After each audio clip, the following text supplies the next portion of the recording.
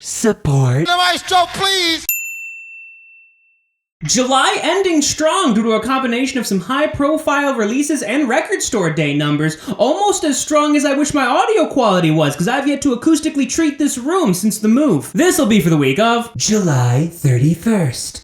2021. On this day in music back in 2016, Jack White, utilizing his record label Third Man Records, became the first person to play a record in space. It was a composition by John Boswell known as A Glorious Day, which has music accompanied by clips of Carl Sagan and Stephen Hawking.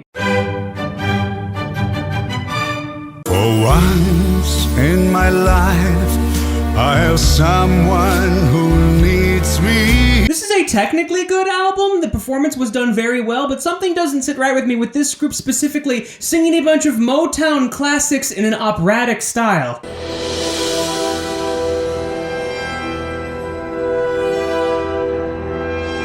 Our first record store day release on glitter green vinyl from Don Davis, the entire score to the Matrix trilogy. If you're a fan of the series, you're probably going to want to pick this up as it has some additional art and even an interview with the composer, Don Davis, as I said.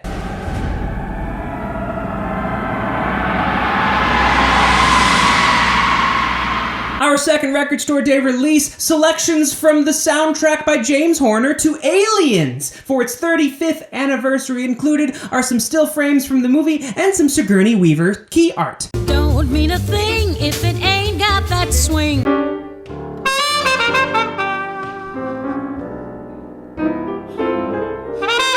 Moving on with the record store day releases, In Harmony from Roy Hargrove and Mulgrew Miller. These are previously unissued recordings of concerts from January 15, 2006 at Merkin Hall at the Kaufman Music Center in New York City, and a November 9th, 2007 recording from the Williams Center for the Arts at Lafayette College in Easton, Pennsylvania.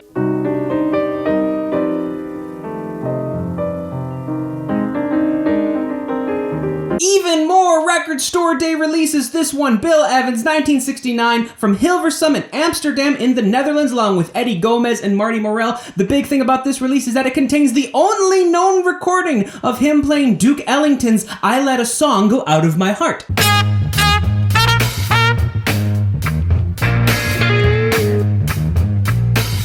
More record store day releases. This one from Miles Davis, Champions. These are all recordings from the complete Jack Johnson sessions released back in 1971, but this is the first time you can get these recordings on vinyl. Singing, I love rock and roll!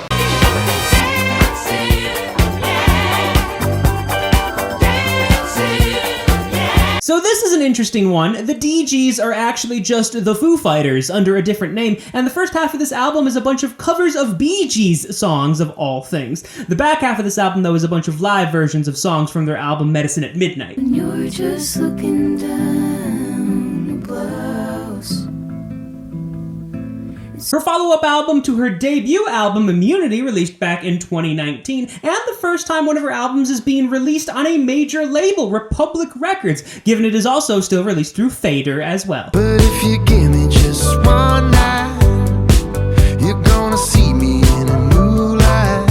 Album number 8 from John Mayer, following up The Search for Everything back in 2017. The advertising campaign for this album was weird, all revolving around a 1980s aesthetic, and they never actually said it was a John Mayer album for the longest time until he actually confirmed it himself on June 1st of this year. It's bigger than hip-hop, hip-hop. Shorty on your brother cheese. Shorty said she like more than me, and she look like a Pop Smoke's second posthumous release, and this one's getting a bit more of critical takes on it. There are some comments that while Pop Smoke himself is great and all of his lyrics are fine, some people can't help but feel that this is an attempt at some sort of cash grab. Obviously, I encourage you to listen to it and make that decision yourself. They tried to make me go to rehab. I said no, no, no. Yeah. Our final record store day release, a collection of remixes of Amy Winehouse songs. A lot of these were available in other forms, like on deluxe editions of other albums or simply on other remix albums, but this is the first time they are all collected in one place on a vinyl set.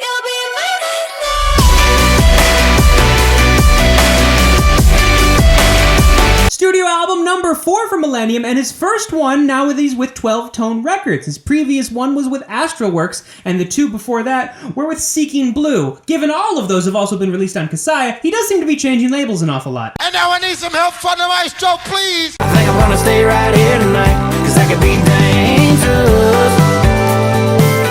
Cause I could be dangerous. And we're still talking about this for some reason. Can you kiss me more? We're so young, boy, we ain't got nothing to lose. Funny thing about this, if you get the clean version of this album, you'll notice you won't see the song Ain't Shit, for obvious reasons.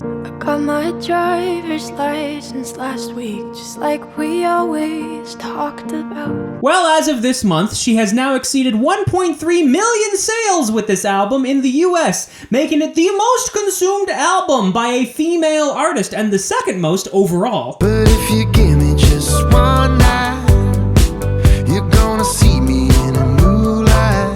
After listening through this, I have to say, that is a very appropriate title for the music I'm hearing coming from this album. Shorty when you buy my cheese. Shorty says she like my demeanor, and she look like a eater. Despite the criticalness on this album for reasons I've already stated, if you really like this, you can get the deluxe edition, which includes 4 more tracks. So hopefully August can continue with these numbers, although I imagine there's not going to be as much, because a lot of this was record store day numbers. And also, get used to the audio being this for at least a little bit until I have time to actually figure this stuff out. Because again, like I said, new house. And now I need some help from the maestro, please. Maestro.